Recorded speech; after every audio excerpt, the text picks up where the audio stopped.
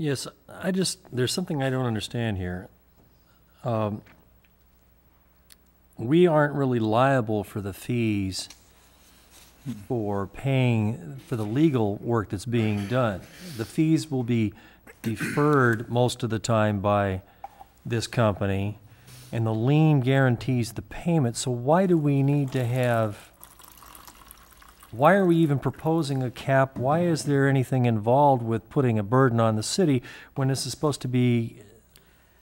Because technically, the city is lien. filing the foreclosure action. They have to be the agency that files it. What happens is, the Sherman Feller, and I don't know that other firms will do this, they have so much experience and have a regular way of collecting on this that they're able to defer the fees until we have a sale, in most cases. Mm-hmm. If we don't have a successful sale, then they would ask that the fee would come out of the district funds, the North First Street Assessment District. If I'm remembering correctly, this was originally brought to us as in the consent calendar, correct? Yes. And then you actually, Mr. Chonolo, pulled it out and Yes. asked that we put this cap on it and that they come back to us. So that's Right. why it's come back to us. Right. But I don't think Mr. Salmel knew that the property had $1 million value Oh, okay. on it. And the $1 million value almost guarantees that whatever the fees are, that they're going to be collected. I mean, we're going to cover those. Well, the point is not why I pulled it off the consent calendar. I figured 20,000 was quite large, given the amount of money that they collect on an hourly basis and the flat rate and all the rest of it. But what I'm looking at, it doesn't make any sense to me that these people would even be worried about the money. I'm not understanding why it is they want to put this or eliminate this cap. Well, it's just that... That seems to be fairly unnecessary. It may be unnecessary, but from their point of view, they don't want to put themselves out in a position where they would have to do work and not get paid for it.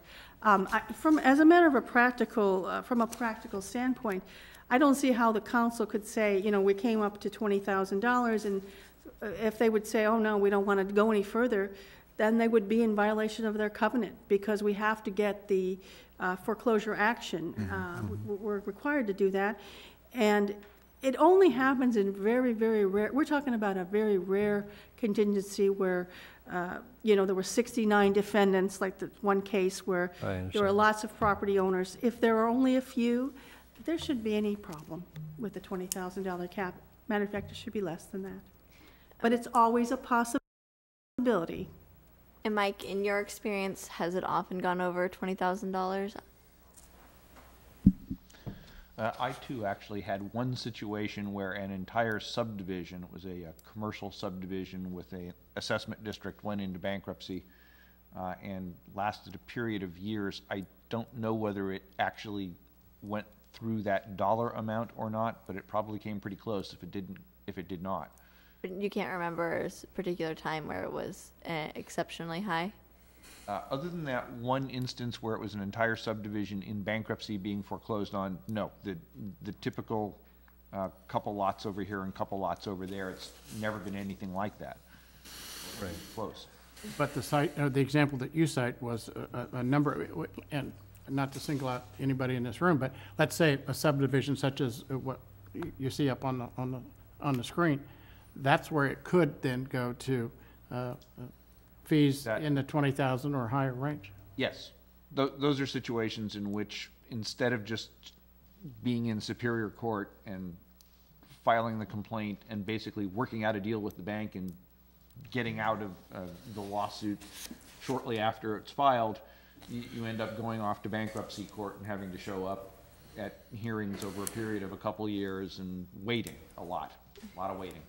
In the case of that, we'd have to hire a bankruptcy counsel in addition, and we would come back to council and we would notify you that this is going to become a very difficult case if there were multiple owners of property. Even if we didn't have a cap, we probably would still come back to council and let you know that there is a problem with that, and we'd have to hire a bankruptcy counsel. Wouldn't we have to hire a separate bankruptcy counsel? Actually, my recollection is Ms. Feller did it. Okay, she did. In a situation that I'm thinking of. I don't know if she still does that. Okay. Any other questions? All right, council, it's in our hands. I'll entertain a motion to make a decision on this item, 11.1. I'll move that we accept the recommendation to remove that $20,000 cap in light of new information.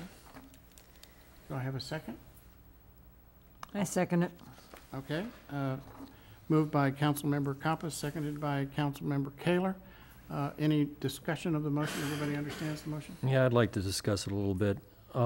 I agree with Mr. Besnay that it is a very good procedure to follow to go out and ask for other firms. I know that these people are at the top of the line, whatever. But the thing is that when you keep on using the same firm over and over and never give anybody else a chance to move on up, I think there's a problem there. I think that there are other capable firms out here. I would have rather seen a variety of choices where we could have asked them whether we have an option on this. I don't necessarily disagree that we shouldn't remove the cap. I don't see any purpose to it.